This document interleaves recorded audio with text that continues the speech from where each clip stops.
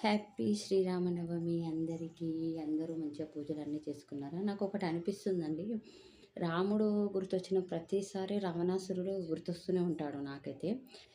రావణాసురుడు చనిపోయాడు, రాముడే హతమార్చాడు అని అనుకుంటున్నారు గదా! కానీ రావణాసురుడు చనిపోలేదు. కేవలం రూపం మారిందంతే.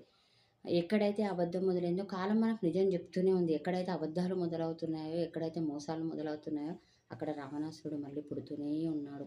అంటే కేవలం 10 తలలు మాత్రమే మనకు కనిపించట్లేదు. కానీ 10 రకాల అహంకారాలు చూస్తున్నాం ప్రతి మనిషిలో.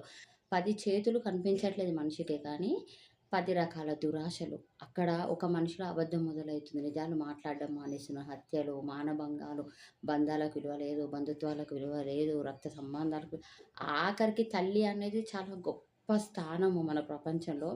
ఆ తల్లి గూడా పిల్లలని చంపించిన సంఘటనలు ఎన్నో చూస్తున్నాం మనం. భర్తని భార్య చంపడం, భార్యని భర్తలు చంపడం. మరి ఇవన్నీ ఏంటండి? ఒక రావణాసుర గుణాలే గదా!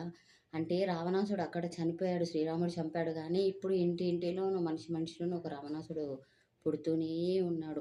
అవినీతి తలెత్తుతూనే ఉంది. ఈ అవినీతిని మళ్ళీ విడిచేయడానికి ఒక ధర్మం పుట్టాలి. ఇప్పుడు ఈ కాలంలో ధర్మం అంటే అది పోలీస్ డిపార్ట్‌మెంట్ వాళ్ళు చేయాలి. ఏం చేస్తున్నారో.